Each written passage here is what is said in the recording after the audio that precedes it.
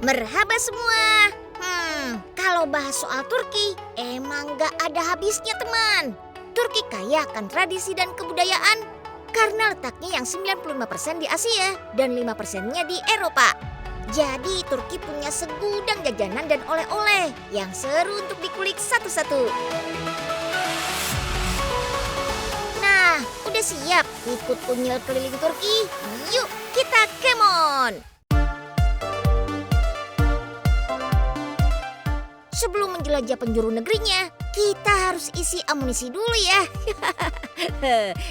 Cobain dulu yuk srpmi kahvaltı atau sarapan ala orang Turki. Uniknya, yang namanya sarapan di Turki tidak terpatok jam teman.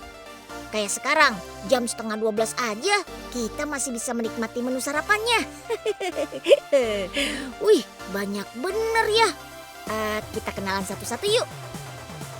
Oh iya, salah satu yang wajib di setiap menu makanan Turki ada ini nih, buah zaitun. Kalau ini namanya menemen teman, sejenis orak-arik telur dengan campuran tomat. Makan rotinya juga bisa pakai tulum peynir, yaitu keju dari susu domba. Beuh. Kalau mau versi yang manis, coba ini, pakai madu, mantap. Wah, kalau sarapan orang Turki rame menu di meja begitu, Unyil jadi ingat makan siangnya orang Padang nih. Ya kan, Indonesia memang gak kalah unik. Menunya aja banyak banget pilihannya. Ada rendang, ayam balado, ikan bakar, gulai. Aduh, Unyil jadi lapar nih. Yang paling unik ya cara bawanya yang langsung sekali antar. Keterampilan menyusun piring di tangan sekaligus ini tentu bisa dipelajari ya. Tapi butuh ketelitian dan kehati-hatian. Salah-salah nanti bisa jatuh lauk dan piringnya. Tambo cie udah. Oke, waktunya kita jalan-jalan menjelajah sudut-sudut kota. Wuh! Sekarang berada di Kizilay Square yang jadi pusat pertokoan, hiburan, dan pastinya jajanan khas Turki. Wah, kalau udah antri-antri nih, kayaknya pasti enak deh. Ini adalah helva. Camilan pencuci mulut ini terbuat dari wijen dan gula yang digiling lembut hingga menjadi adonan dengan aneka kacang di atasnya. Soal harga, ramah di kantong kok. Harga helva original Rp12.000 dan yang topping pistachio Rp24.000 aja kok. Kalau masih kurang kenyang, bisa juga nyobain doner kebab atau sandwich dagingnya.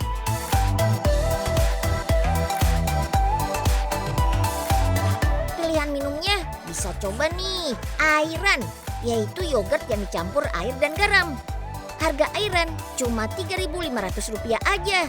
Sedangkan doner kebabnya Rp20.000 aja kok. Sama ya kayak harga di Indonesia. Wih, perut kenyang, kantong aman.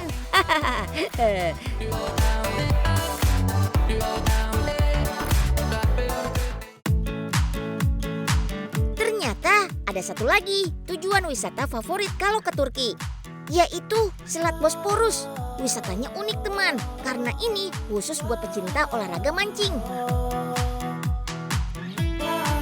Selat ini menghubungkan dua laut, yaitu Laut Hitam dan Laut Marmara. Di Jembatan Galata, Selat Bosporus ini rupanya menjadi spot mancing yang terkenal bagi para pemancing lokal maupun profesional. Tuh, banyak banget kan jorannya. Wih, ada yang strike tuh. Rupanya di sini banyak ikan makarel kecil. Mantap. Kalau mau menjelajah ke tengah, memancingnya harus pakai kapal ya. Kalau beruntung kita bisa mendapatkan ikan lebih besar. Sebagai negara yang dikelilingi laut, di Turki jadi banyak menu kuliner hasil olahan ala ikan begini. Cobain yuk roti isi daging ikannya. Namanya balik ekmek. Balik artinya ikan, sedangkan ekmek artinya roti.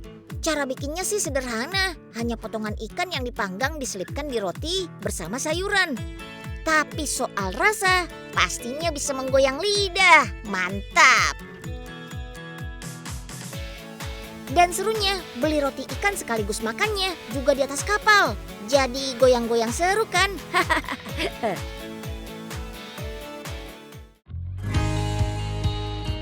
Lanjut, kita geser ke kota Izmir ya. Di sini kita bisa melihat para pengrajin gitar oud. Oud merupakan alat musik gambus yang sudah menjadi bagian dari budaya Turki. Nama oud berasal dari Arab yang artinya kayu. Bentuk gitarnya unik ya. Bagian belakangnya dibuat cembung melengkung agar menghasilkan resonansi suara yang lebih sempurna. Cara bikinnya dengan memanaskan beberapa lapis kayu hingga melengkung. Dan nantinya akan disatukan dengan lem, berikut bagian gagang dan detail lainnya. Semua prosesnya dikerjakan manual dengan sentuhan tangan teman. Makanya kerajinan ini juga menarik untuk dilihat wisatawan. Dan harga gitarnya juga lumayan mahal. Indonesia punya juga berbagai macam alat musik petik tradisional loh. Ada sasando, kecapi, sampe, sitar, dan masih banyak lagi. Nah, kalau yang kombinasi versi modern dan tradisionalnya, ada juga nih kreasi gitar batik asli Surakarta. Wih, biasanya melukis batik di kain, sekarang melukis batiknya di gitar. Keren! Semua proses pembuatannya juga dengan tangan teman. Makanya kalau sudah bernilai seni tinggi begini, wajar kan kalau dihargai mahal.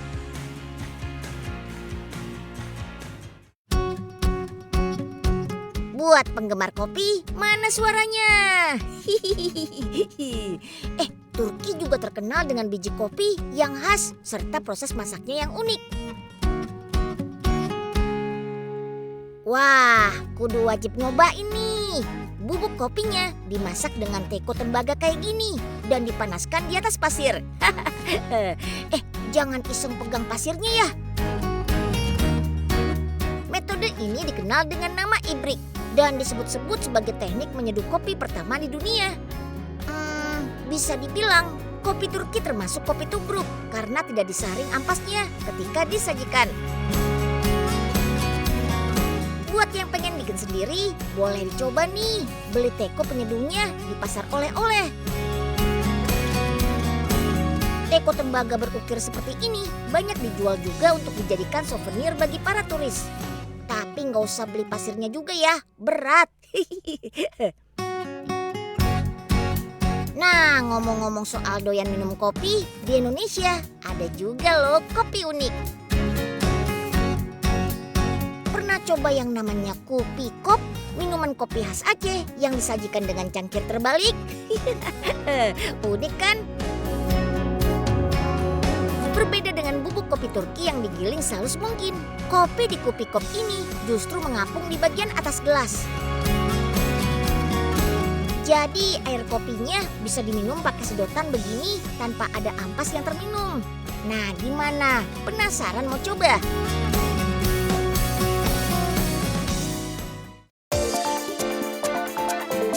Di Istanbul belum lengkap rasanya kalau belum menjelajah pasar tradisional terbesar di sini. Namanya Grand Bazar. Dibilang terbesar karena kalau dilihat dari udara seluas ini. Wih, mantap kan?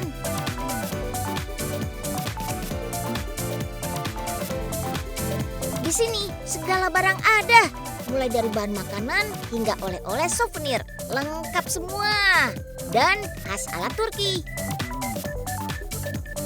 Tuh, mau pasmina, karpet, atau ini sepatu khas ala Turki, banyak tergantung, tinggal pilih. Aneka piring cantik juga ada. Dan yang paling dicari di sini, apalagi kalau bukan lentera khas ala Kekaisaran Ottoman. Beuh. Tapi sebelum nyari souvenir atau oleh-oleh dari sini, kita jajan-jajan dulu yuk.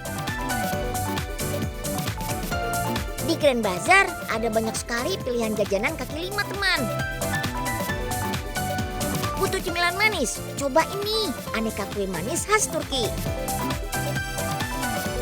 Ada baklava, lokum, katmer, dan burma kadayif.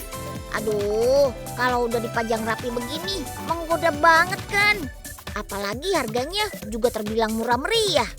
Pokoknya asin manis di lidah, perut kenyang sambil jalan-jalan deh.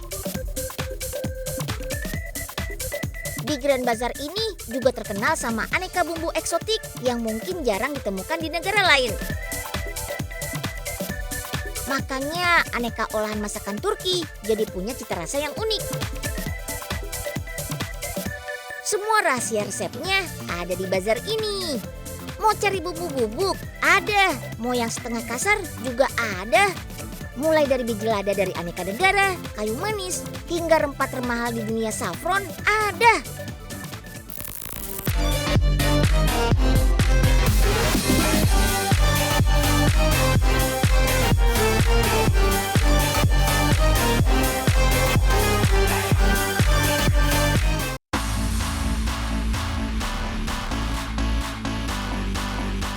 Sekarang Unyil mau ajak keliling benua biru, ya Eropa. Ada 44 negara yang berbatasan langsung di benua ini. Kali ini Unyil mau kupas 3 di antaranya. Yuk kita kemon. Selamat datang di kota 1000 menara. Wah, indah ya. Ada beberapa cara untuk menikmati kota Praha. Pertama, dengan mengendarai Segway untuk berkeliling kota yang terkenal dengan arsitektur bangunan tuanya ini. Kedua, berjalan kaki menyusuri jembatan Charles. Jembatan sepanjang 516 meter yang dibangun tahun 1357 ini favoritnya wisatawan loh. Ketiga, dengan naik perahu menyusuri Sungai Vletva, sungai yang berada di bawah jembatan Charles. Seru! Ke Ceko, jangan lupa nih mampir ke kota Karlovy Vary. Di sini ada pabrik kaca dan kristal Bohemian Legend. Dibangun tahun 1857, pamornya sudah mendunia. Kaca Bohemian adalah jenis kaca tradisional yang dibuat handmade dan diukur sedemikian rupa. Namanya kerajinan kaca, sudah pasti temenan dengan tungku bersuhu 1249 derajat Celcius ya. Proses pengerjaan juga harus cepat, biar lelehan kaca nggak sempat mengeras. Ini kerennya, proses meniup yang jadi tahap penting dalam pembuatan kaca Bohemian. Usaha menjaga kualitasnya juga nggak main-main loh. Kalau ada kaca yang retak atau permukaannya nggak halus, bakal langsung dipecahkan. Tenang, kaca-kaca ini bakal dilebur dan diproses kembali kok. Nah, disinilah ciri khas kaca Bohemian dibuat. Tahapan engraving atau mengukir kaca dan kristal dilakukan oleh 11 ahli pengukir kaca. Souvenir khas Republik Ceko, ya pastinya boneka kayu alias marionet ini nih. Dari yang imut, lucu, gemesin, sosok terkenal, sampai yang seram ada. Yang paling laris tentu marionet berbentuk Pinocchio ini. Marionet ini dibuat dari kayu pohon lime. Kayu pohon lime ini mudah dibentuk. Nah, ini nih ciri khasnya marionet. Ada tali-tali yang membuatnya bisa digerakkan. Jumlah tali yang dipasangkan biasanya beragam, dari 4 sampai 18 tali untuk satu boneka marionet. Bahkan ada marionet yang bisa show juga loh. Seperti marionet banteng yang bisa mengeluarkan asap. Wah, keren ya. Orang yang memainkan marionet dikenal dengan sebutan marionetis. Para marionetis akan memainkan marionet di depan para penonton layaknya teater boneka. Pertunjukan seperti ini sudah berlangsung sejak tahun 1800-an di Eropa loh.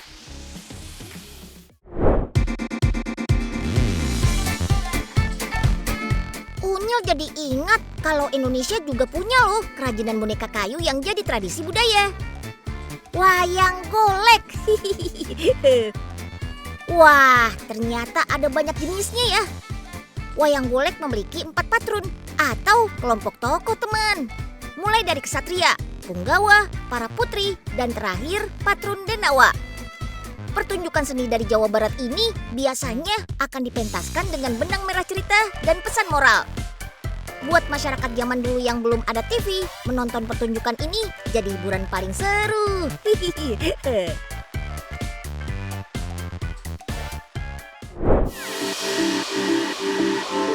Lanjut, kita geser ke negara Jerman.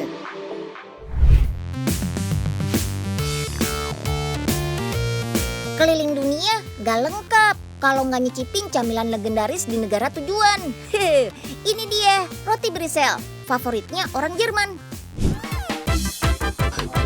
Roti Brisel dibuat dari tepung gandum yang dicampur dengan air. Aduk. Nah, kalau sudah diaduk, kayak si Om tuh, tambahin garam sama ragi. Setiap harinya ada ratusan kilogram adonan yang dihabiskan. Saking larisnya, mantap.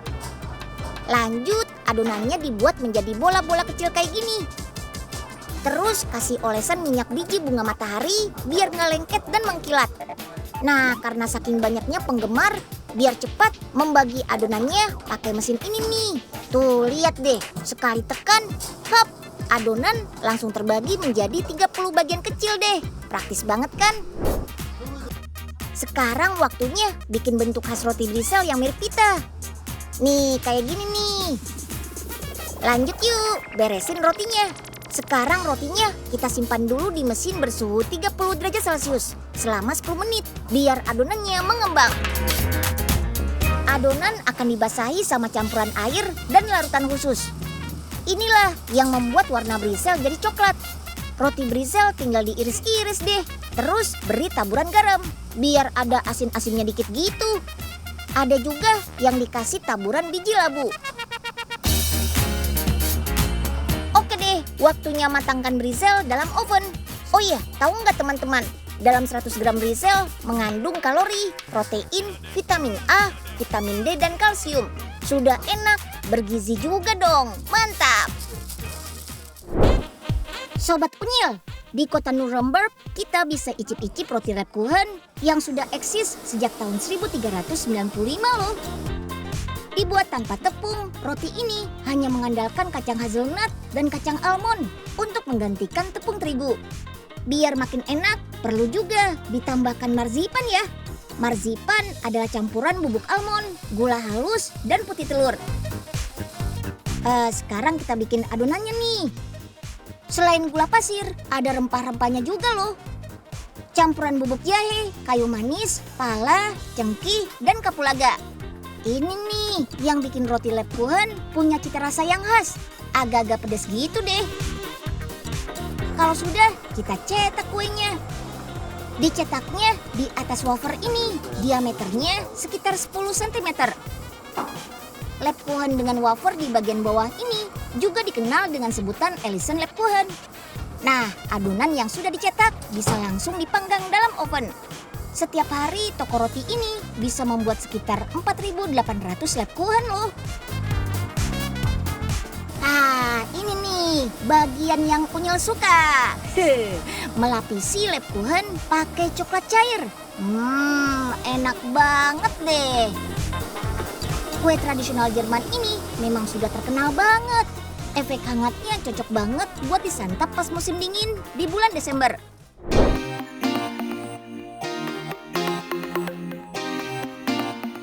Ingat roti jahe Lebkuchen, Unyil jadi ingat kue jahe asli Sukabumi nih. Bahan pembuatnya sih sederhana, hanya jahe asli yang diparut, gula aren, tepung, dan telur. Kalau adonan sudah jadi, cetak lalu dipanggang deh. Kalau jahe yang dipakai alami, khasiat tanaman rimpang ini untuk tubuh bakalan maksimal.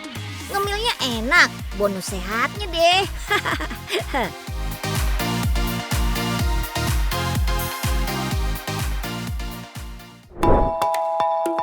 Terakhir, Unyil mau geser ke negara yang terkenal paling bersih sedunia, Switzerland. Kalau ke Swiss, wajib banget nih nyicipin coklatnya. Di toko coklat yang sudah ada sejak tahun 1818 ini, kita nggak cuma bisa belanja coklat saja. Di sini kita juga dibekali dengan informasi seputar coklat. mulai dari jenis-jenis coklat sampai informasi pengolahan coklat dari buah kakao. Sebelum mulai, lelehkan coklatnya dulu ya. Soalnya kalau sedang musim dingin begini, pasta coklat jadi sangat mudah mengeras. Coklat yang akan kita buat kali ini, coklat unik yang menjadi ciri khas toko ini. Coklatnya berbentuk sepatu. Sebelum dicetak, pastikan cetakannya sudah digosok ya. Proses ini bertujuan untuk memberikan efek mengkilat pada coklat. Kalau sudah dipoles, tampilan coklat sepatu ini cocok deh buat oleh-oleh.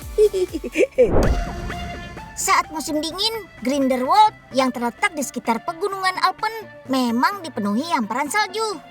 Tapi memasuki musim semi sampai musim panas, coba lihat deh. Hamparan padang rumput jadi makanan favorit buat sapi. Nah, sapi-sapi inilah yang menghasilkan susu untuk dijadikan keju. Susunya dipanaskan dulu ya. Namanya proses pasteurisasi untuk menghilangkan bakteri-bakteri jahat. Untuk membuat keju, hanya gumpalan susu ini aja yang diperlukan. Sementara susu yang masih berupa cairan bakal dibuang. Gumpalan keju dicetak, lalu dipres sampai sisa cairannya keluar. Gumpalan susu yang dipres akan menghasilkan keju lunak. Keju lunak kemudian disimpan dalam ruangan bersuhu di bawah 20 derajat Celcius. Semakin lama disimpan, kejunya bakal semakin mengeras.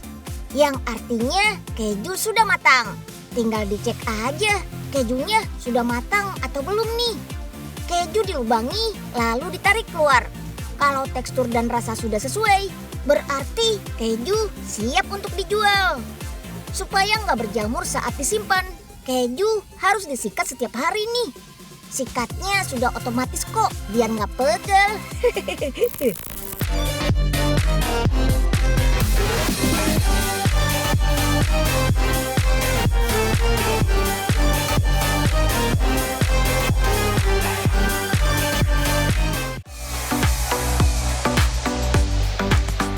Siapa yang bisa menolak godaan yang manis-manis? Rasa manis bisa jadi vitamin untuk booster semangat kita. Nah, sekali lihat udah tahu dong ini namanya apa? Tapi jangan sampai terkecoh hanya karena mata tergoda ya. Karena vitamin manis satu ini juga bisa mengecoh lidah kita. Ada yang bisa tebak gelato ini rasanya apa? Hah, vanila? Bukan. Kelapa? Juga bukan. Jamur di atasnya bukan cuma jadi topping atau hiasan doang. Tapi gelato ini beneran dari jamur loh.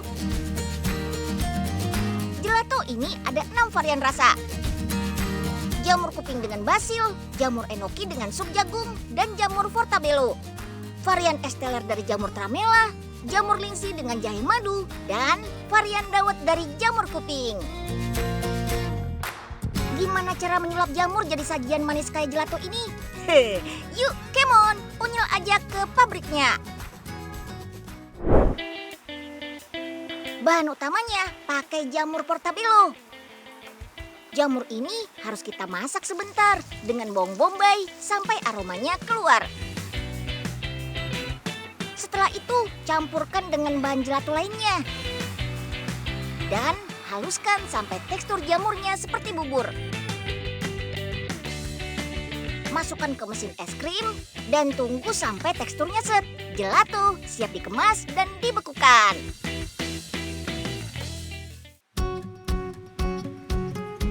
Gelato jamur memang jadi inovasi baru restoran asal Yogyakarta yang konsepnya serba jamur.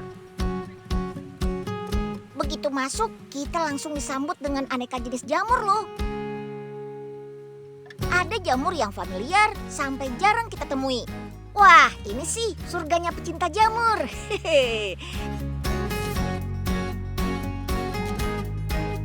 Dan ternyata semua menu olahan resto ini terbuat dari beraneka macam jamur loh.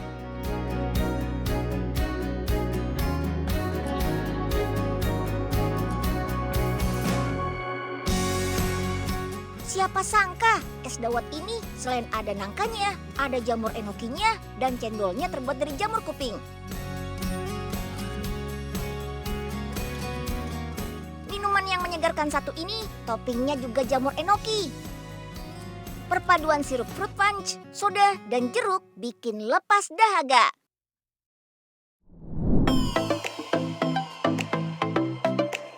Nah, lain lagi sama vitamin manis yang satu ini. Jelas banget sih kalau mangga jadi buah manis favoritnya kebanyakan orang.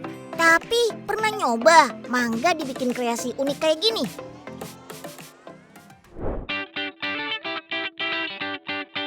Sawadikap! Wits, wah keren banget Unyil sapa-sapa pakai bahasa Thailand. Iya, soalnya Unyil mau bahas hidangan penutup asal Thailand ini nih. Yap, mango sticky rice. Wah, ternyata makanan penutup ini sempat populer loh di Indonesia. Soalnya rasa manis campur gurih jadi satu bikin penasaran. Biasanya mango sticky rice disajikan dalam satu porsi. Sudah bikin kenyang banget kan? Nah, di Semarang ada rumah produksi yang membuat mango sticky rice versi tampah. Nih, kita bandingin satu porsi dan versi satu tampah. Full satu tampah kayak gini mirip nasi tumpeng ya. Tapi ini versi makanan penutup. Wah, ini sih bisa dimakan untuk 5 orang nih. Cocok buat acara keluarga, ulang tahun, atau acara kantor.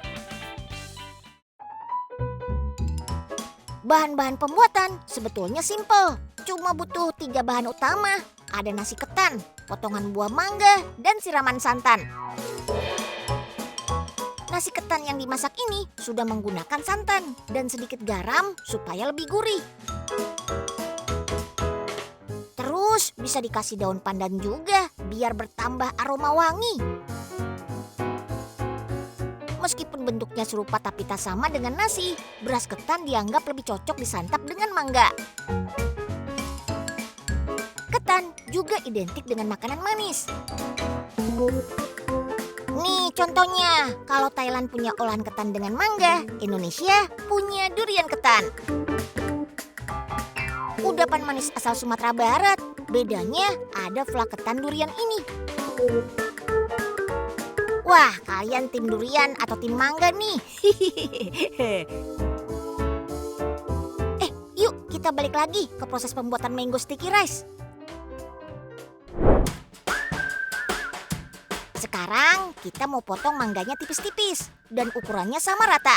Come on Kak, potong mangganya. Mangga yang digunakan adalah jenis mangga alpukat atau mangga lokal asli Bangil. Mangga ini pertama kali diperkenalkan dari daerah Pasuruan, Jawa Timur. Mangga yang dipilih wajib yang sudah matang, tapi nggak boleh terlalu matang juga. Mango sticky rice versi tampah ini ada beberapa macam ukuran. Diameternya mulai dari 25 cm sampai 65 cm.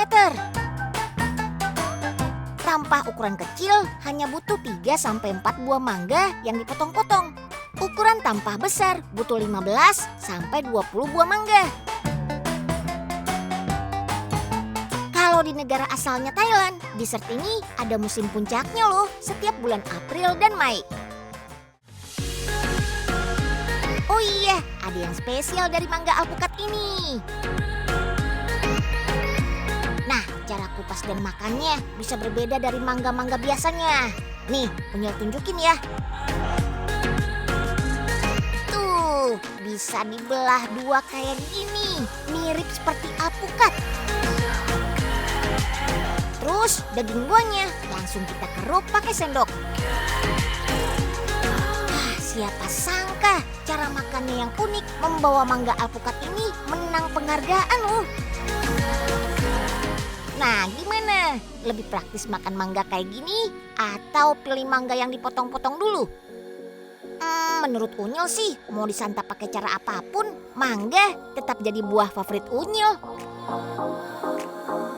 Soalnya rasanya manis kayak Unyil.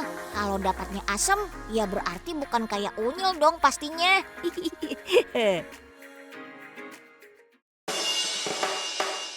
Oh iya, sebutannya sih mango sticky rice. Tapi ternyata dipadukan dengan buah nangka juga nggak kalah nendang loh rasanya. Tinggal disiram santan, terus langsung hap. Lebih simpel karena ketannya sudah ada di tengah nangkanya. Jadi kayak makan lemper gitu deh. Satu lagi nih, tips unyil. Dessert ini paling enak disantap langsung ya. Jangan dibiarkan di luar ruangan terlalu lama atau di kulkas. Soalnya takut ketannya jadi keras.